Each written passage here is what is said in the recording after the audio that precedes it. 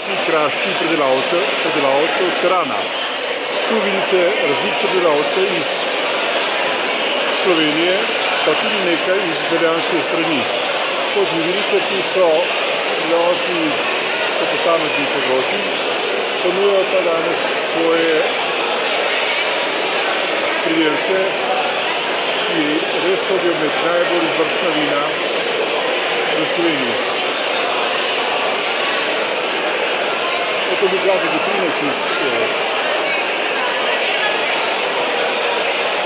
Unionske dvorane, ki je, kot vidite, zelo polna. Dodajmo še to, da je, tu je mimogrede naša kraljica in tu so seveda tudi predelovalci. Dodajmo, ko smo začeli.